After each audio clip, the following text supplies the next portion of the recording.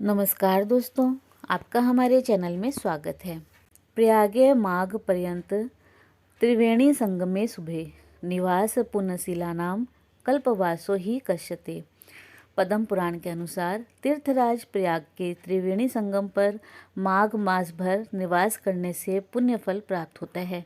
संगम तट पर एक माह की इस साधना को कल्पवास कहा गया है।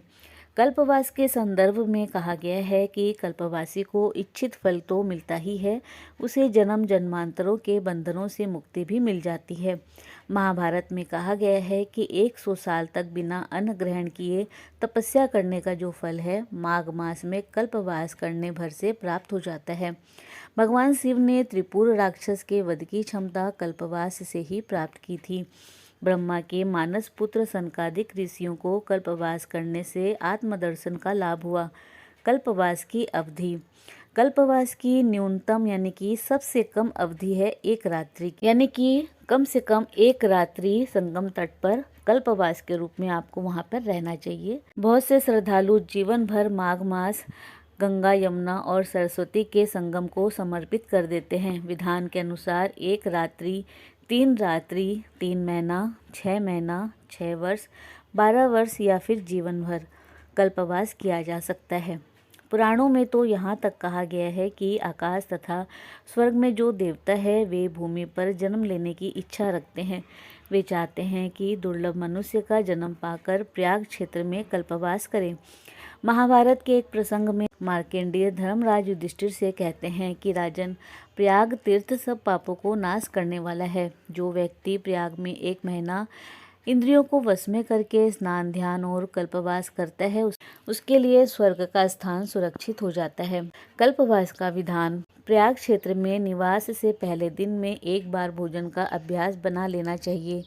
प्रयाग के लिए चलने से पूर्व गणेश पूजन अनिवार्य है। मार्ग में भी व्यसनों से बचे रहें। त्रिवेणी तट पर पहुंचकर ये संकल्प ले कि कल्पवास की अवधि में बुरी संगत और कुवचनों का त्याग करेंगे। यहाँ तक कहा जाता है कि महीने भर संयम का पालन करने से व्यक्ति की इच्छा शक्ति दृढ़ होती है और वह आगे का जीवन सदाचार से व्यतीत करता है। ओम केशवाय नमः, ओम माधवाय नमः, ओम नारायणाय नमः का जाप करें। हाथ में नारियल, पुष्प और द्रव्य लेकर आचमन करते हुए गणेश, गंगा, यमुना, सरस्वती, त्रिवेणी माधव, बेणी माधव और अक्षय वट की स्तुति करें और इसके बाद कल्पवास शुरू करें। मोक्ष का साधन है कल्पवास। दोस्तों, माघ मास मोक्ष प्रदान करने वाला माह है। कल्पवास शब्द का प्रयोग पौराणिक ग्रंथों में किया गया है। मत्स्य पुराण के अनुसार कल्पवास का अर्थ संगम के तट पर निवास करके वेदाध्ययन और ध्यान करना है। कल्पवास पौष शुक्ल एकादशी से आरंभ होकर माघ शुक्ल द्वादशी तक 1 माह का विधान है। कुछ लोग पौष पूर्णिमा से आरंभ कर माघ पूर्णिमा तक कल्पवास करते हैं। संकल्प लेकर कल्पवास शुरू करने पर उसे लगातार 12 साल तक करना पड़ता है। बीच में से छोड़ा नहीं जाता। कल्पवास 12 साल में पूर्ण होता है।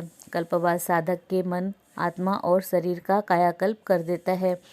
जैसे कल्पवृक्ष के नीचे बैठने से सभी कामनाएं पूर्ण होती है, उसी तरह प्रयागराज में कल्पवास से सभी कामनाएं पूरी होती है, अर्थात कोई भौतिक कामना मन में रहती ही नहीं। ऐसी मान्यता है कि जो मनुष्य संकल्प कर कल्पवास करता है वह अगले जन्म में राजा के रूप में जन्म लेता है। कैसे होते हैं कल्पवासी? कल्पवासी को शांत मन वाला, सदाचारी, सत्य, अहिंसा का पालन करने वाला, धैर्यवान, भक्तिवान और जितेंद्रिय होना चाहिए। कल्पवास के लिए वैसे तो कोई उम्र की सीमा नहीं है, लेकिन मान्यता यह है कि सारी सांसारिक जिम्मेदारी और मोह माया से मुक्त व्यक्ति को ही कल्पवास करना चाहिए। एक बार कल्पवास शुरू करने पर घर का मोह छोड़ देते हैं। चाहे कोई पैदा हो या मरे, इससे कोई उसको वास्ता नहीं होता है। कठिन दिनचर्या। इस दौरान जो भी गृहस्थ कल्पवास का संकल्प लेकर आया है वह पर्णकुटी में रहता है। आजकल संत महात्माओं के शिविर में भी कल्पवासी रहते हैं। गृहस्थ जीवन जीने वाले कल्पवासी भी यहाँ आकर सन्यासियों का जीवन जीने लगते हैं। कल्पवासियों का पूरा समय एक कार्य के लिए निर्धारित होता है। रात्रि के 3 बजे मंगल मुहूर्त में जागना होता है। भूमि पर शयन, गंगा जल का पान और भोजन से पहले दान करना होता है। कल्पवासियों की दिनचर्या सुबह गंगा स्नान के बाद संध्या वंदन से आरंभ होती है और देर रात तक प्रवचन और भजन कीर्तन जैसे आध्यात्मिक कार्यों के साथ समाप्त होती है। माघ मास में देवता भी आते हैं संगम में स्नान हेतु। ऐसा माना जाता है कि ब्रह्मा, विष्णु, महेश, आदित्य, मरुदगण आदि सभी देवी देवता माघ मास में प्रयागराज के संगम में स्नान करने को आते हैं। धर्मराज युधिष्ठिर ने महाभारत युद्ध में मारे गए अपने रिश्तेदारों को सद्गति दिलाने हेतु मार्कंडेय ऋषि के सुझाव पर कल्पवास किया था। कल्पवास के नियम: 1 बार भोजन, 3 बार स्नान। कल्पवास का मौका अत्यंत बिरले लोगों को ही मिलता है। इसके अपने नियम है जो कि इस प्रकार है। दिन में 3 बार सूर्योदय से पहले, दोपहर और शाम को गंगा स्नान करना होता है। प्रातःकाल का सबसे उत्तम समय तभी माना जाता है जब आकाश में तारागण दिखाई दे रहे हो। ब्रह्मचर्य का पालन: दिन में 1 बार भोजन करना, संतों को खिलाने के बाद ही भोजन करना। भोजन सात्विक, कम तेल मसालों का करते हैं। गंगा जल का पान करना। सादा किंतु शालीनता से वस्त्र धारण करना। श्रृंगार आदि से दूर रहना। सत्य बोलना, मन में कोई दुर्भाव न रखना। प्रतिदिन कम से कम 4 घंटे प्रवचन सुनना। सत्संग करना। खाली समय में धार्मिक पुस्तकें पढ़ना। उपवास की अवधि पूरी किए बिना अपना स्थान नहीं छोड़ना। अपने शिविर के बाहर जौ और तुलसी का पौधा लगाना। जाते समय उसे प्रसाद के रूप में साथ ले जाना। सुख सुविधाओं का त्याग कर भूमि पर शयन। प्रतिदिन दान पुण्य करना। दिन में सोना नहीं, सोने से पहले जप करना। सगे संबंधियों से दूर रहना।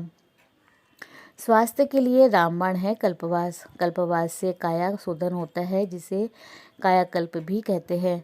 संगम के तट पर महीने भर का निवास, प्रातःकाल का स्नान, ध्यान और दान, सात्विक आहार और धार्मिक वातावरण से साधक की काया निरोगी हो जाती है। 45 दिनों के कल्पवास की अवधि मनुष्य की प्रतिरोधक क्षमता को बढ़ाती है।